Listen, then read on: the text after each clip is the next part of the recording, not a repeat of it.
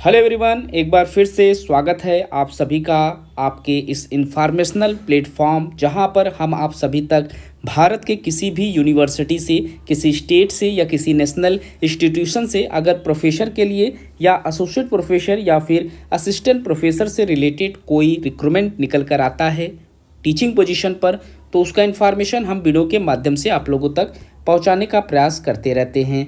आज भी हम इसी टॉपिक के ऊपर डिस्कस करेंगे इस वीडियो में। यहाँ पर हम बात करने वाले हैं प्रोफेसर के पोस्ट पर, एसोसिएट प्रोफेसर और असिस्टेंट प्रोफेसर के पोस्ट पर।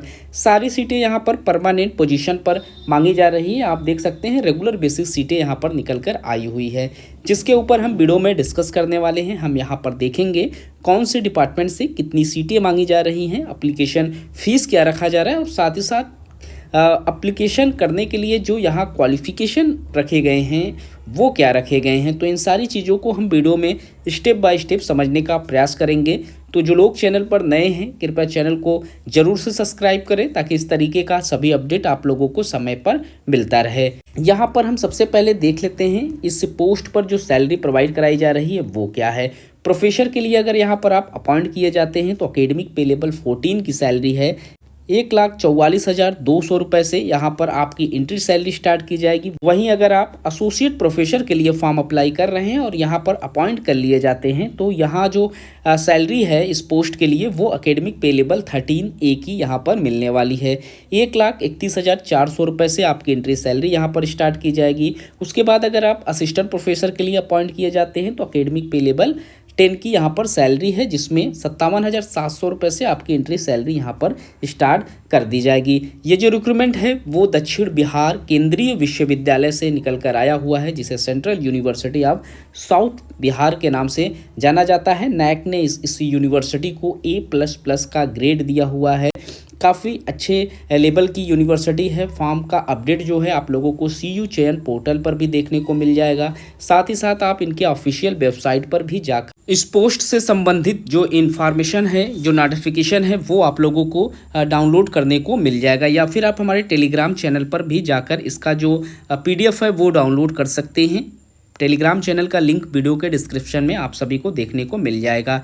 यहाँ पर जो डिपार्टमेंट है जहाँ से रिक्रूटमेंट मांगे जा रहे हैं उसमें school of agriculture and development department से रिक्रूटमेंट मांगे जा रहे हैं। डिपार्टमेंट ऑफ एग्रीकल्चर में यहाँ पर 2 सीटों पर एप्लीकेशन मांगे गए हैं। इसके बाद school of mathematics, statics and computer science से आप फॉर्म अप्लाई कर सकते हैं। यहाँ पर डिपार्टमेंट ऑफ मैथमेटिक्स से 1 पोस्ट पर रिक्रूटमेंट मांगा गया है। डिपार्टमेंट ऑफ स्टैटिक्स में यहाँ पर 2 सीटों पर एप्लीकेशन मांगा गया है। डिपार्टमेंट ऑफ कंप्यूटर साइंस में यहाँ पर 2 सीटें रखी हुई हैं। यहाँ आप देख सकते हैं प्रोफेसर, एसोसिएट प्रोफेसर और असिस्टेंट प्रोफेसर की कैटेगरीज़ हैं और इसी कैटेगरीज़ में ये सीटें डिवाइड की गई हैं। जैसे कि अगर आप मैथमेटिक्स में फॉर्म अप्लाई करेंगे तो असिस्टेंट प्रोफेसर का पोस्ट यहाँ पर रखा गया है। स्टैटिक्स डिपार्टमेंट में यहाँ पर प्रोफेसर और एसोसिएट प्रोफेसर दोनों के लिए पोस्ट है। और उसके बाद डिपार्टमेंट ऑफ कंप्यूटर साइंस में सिर्फ और सिर्फ प्रोफेसर के लिए पोस्ट मांगे गए हैं और असिस्टेंट प्रोफेसर के पोस्ट पर एप्लीकेशन मांगे जा रहे हैं। इसके बाद आप फॉर्म अप्लाई कर सकते हैं school of physical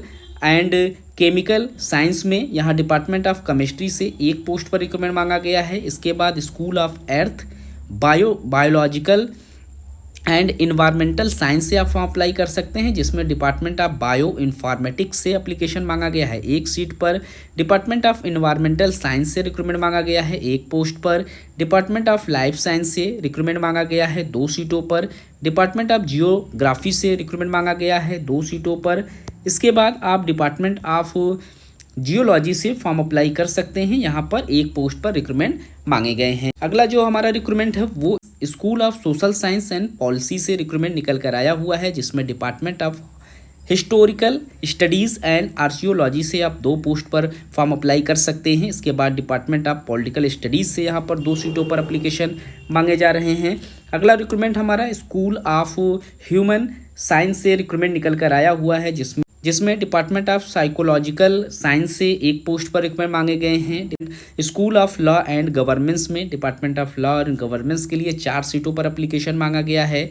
language and literature school से यहाँ पर इंग्लिश डिपार्टमेंट से 1 पोस्ट पर रिक्रूटमेंट मांगे गए हैं। स्कूल ऑफ मीडिया आर्ट से यहाँ पर आप देख सकते हैं मास कम्युनिकेशन एंड मीडिया में 3 सीटों पर रिक्रूटमेंट मांगे गए हैं और स्कूल ऑफ एजुकेशन में डिपार्टमेंट ऑफ फिजिकल एजुकेशन के लिए 2 सीटों पर एप्लीकेशन मांगा गया है।